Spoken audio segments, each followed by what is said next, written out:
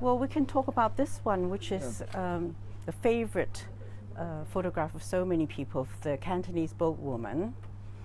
As you can see, she is wearing a very, very simple jacket, a kerchief over her head. Now, she would have been born on a boat and spent all her life on a boat fishing. There's a specific term, tanka woman, and this is very well known previously in paintings of George Chinnery, for instance, of the tanka women, and they're southern China. But despite at that time, in the 19th century, women lived very, very restricted lives. But you can see in this THOMSON photograph that he's really captured her sense of her own self, the freedom, the cheekiness in her eyes, the smile. It's a very, very unusual photograph and much loved by many. Yeah. the fan, Okay, isn't it? Yeah. let's talk about this one, the Cantonese woman.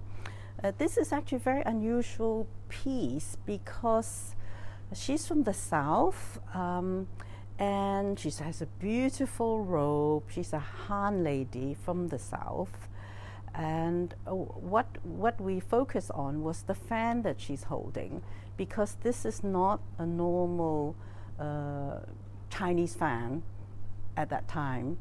It's particularly an export design fan. So we figured she may have some connections with overseas dealers, because a lot of Europeans would have commissioned export textile, export porcelain, so fan is something that people would have commissioned to send out for European use. But the fact that she's holding it indicates to us she may have some family connection with the export trade. And also, if you look at her features, it's very different from the Manchu women in northern China.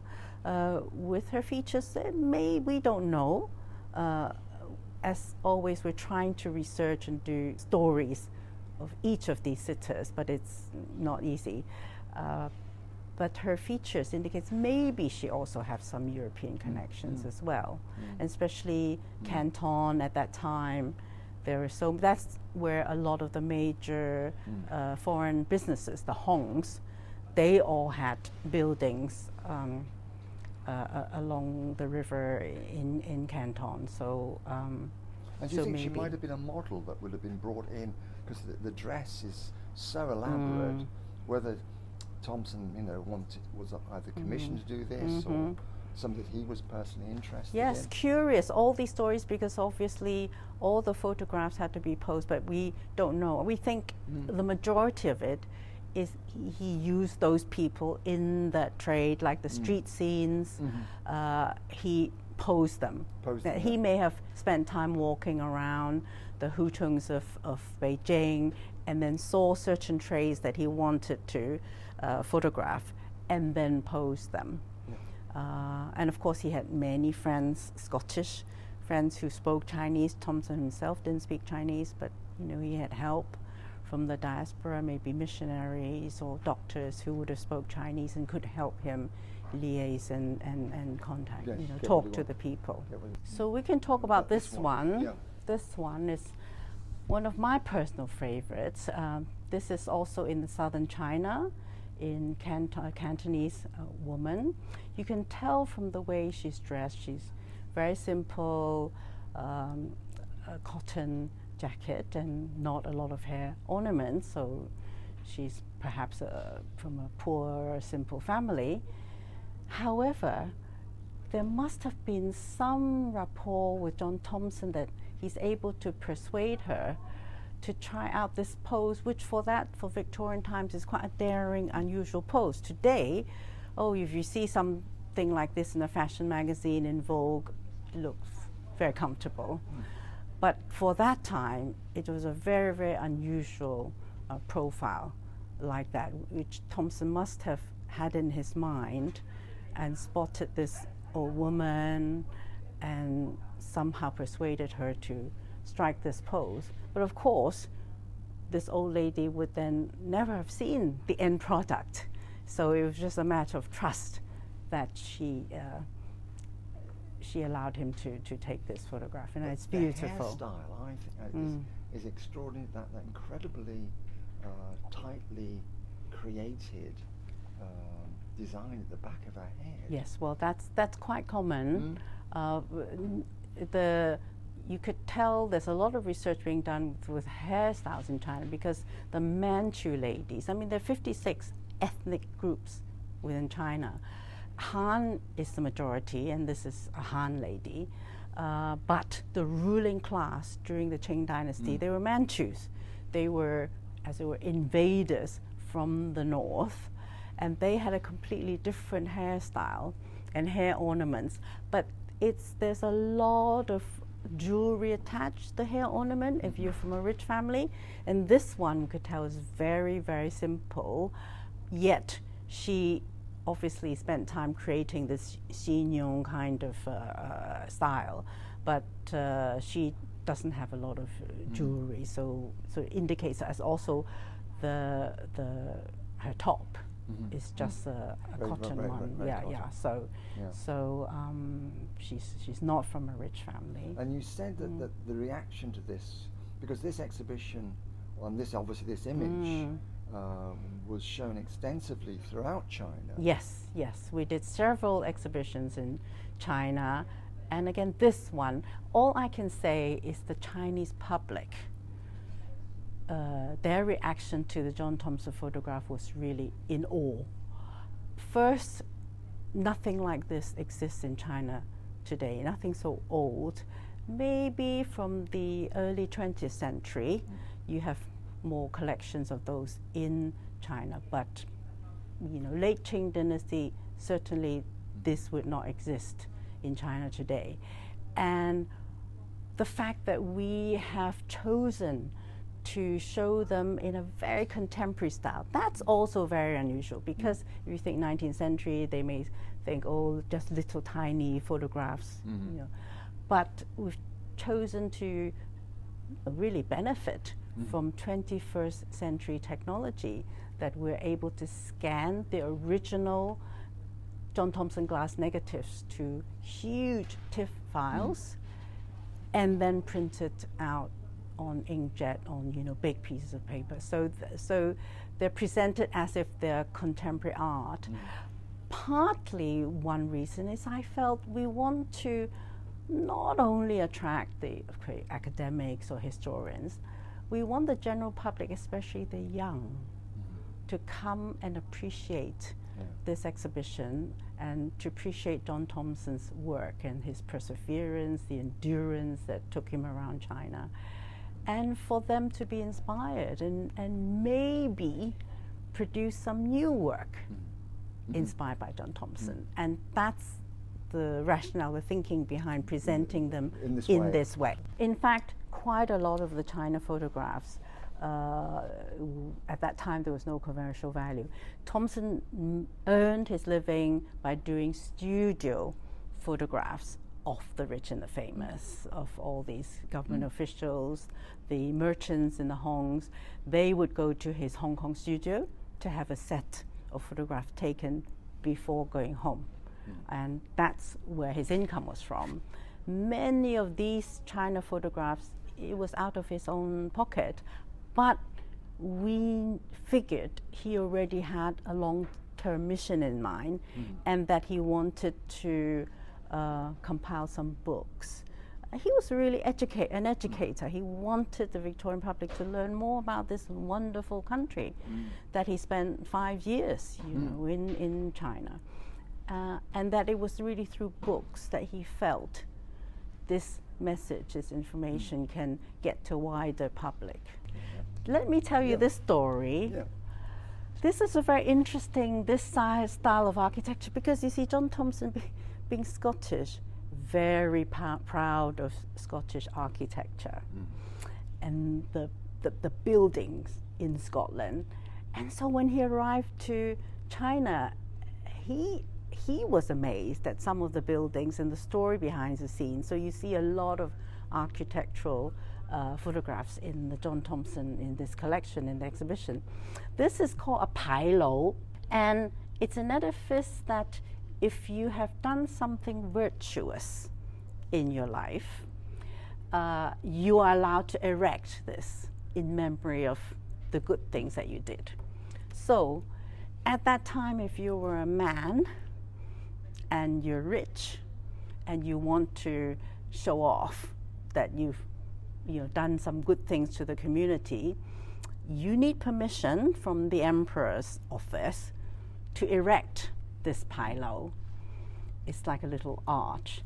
But you could pay for it, get permission, and do it. However, if you're a woman, and especially if you're a widow who has not remarried by the age of 50, the government would subsidize the building of this arch to indicate that you're a virtuous woman.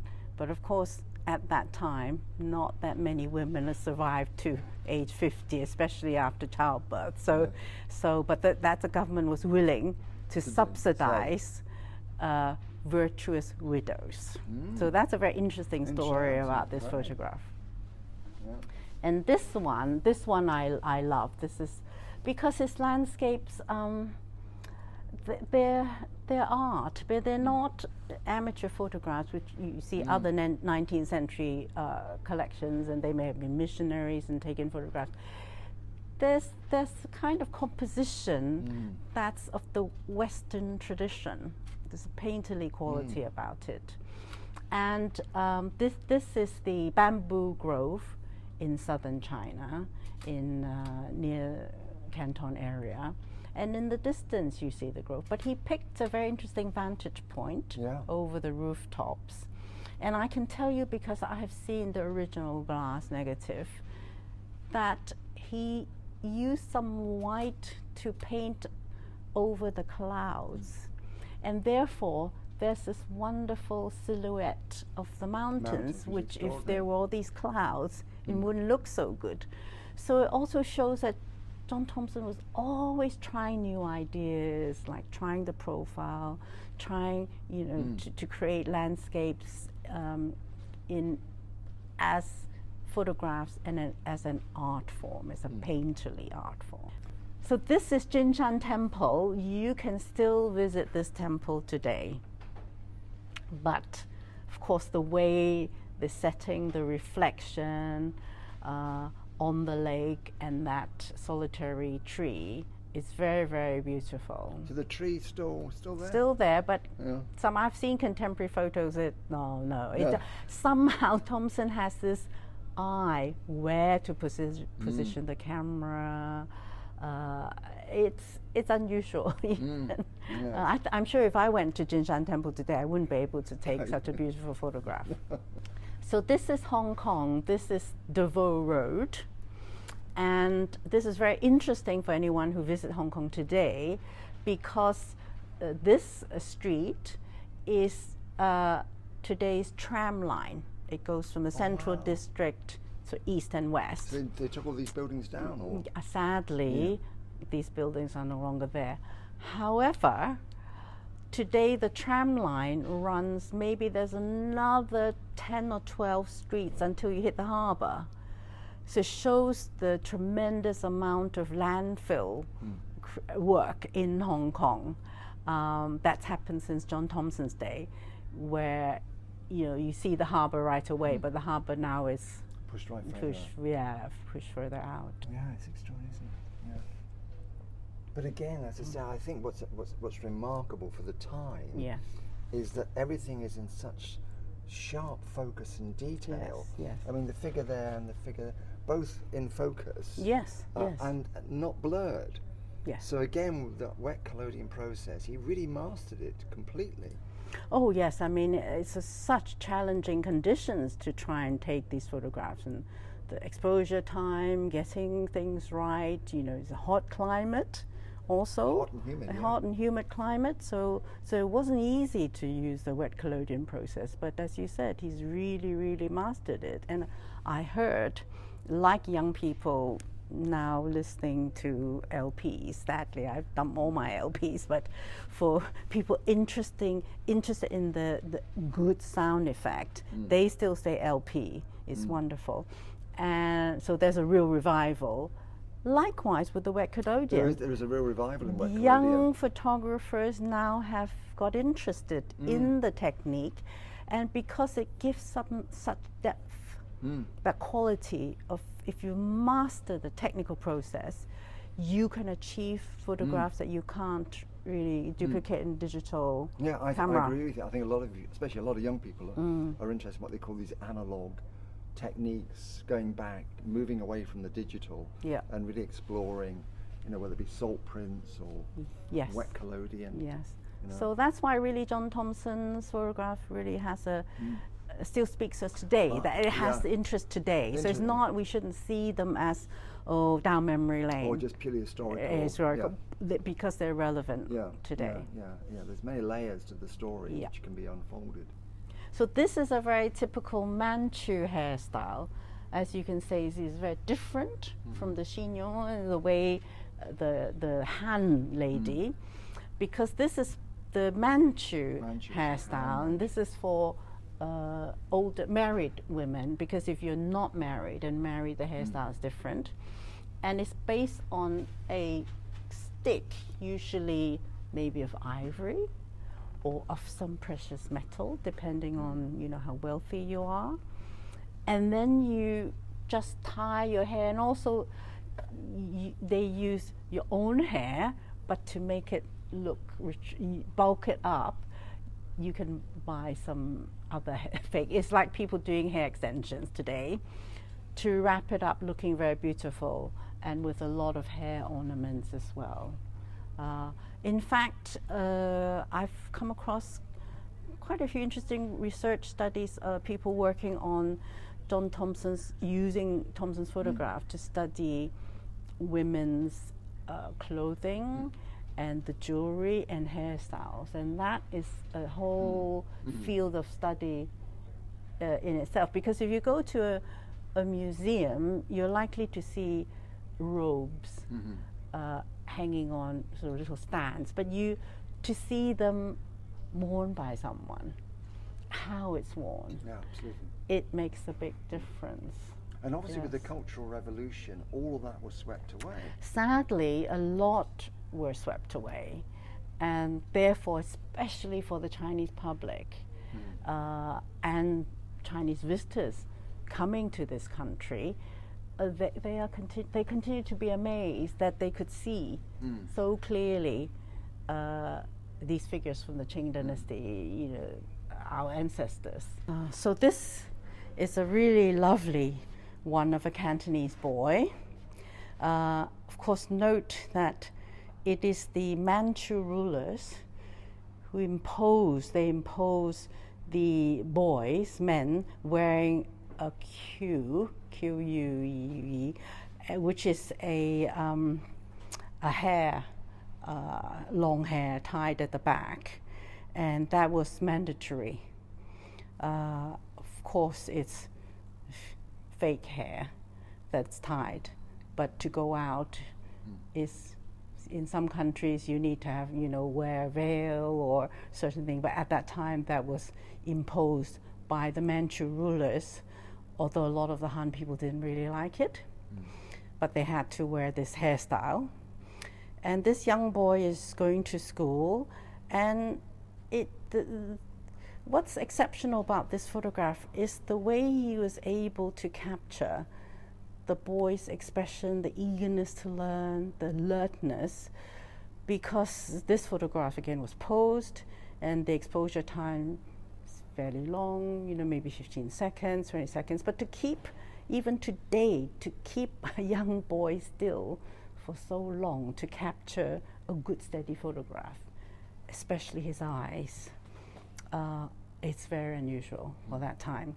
And we've recently noticed that on one hand he's holding some books, but on the other hand, originally we thought it was maybe a blackboard for chalk classes, but in fact no, it is the wooden container that you slip the glass negative into.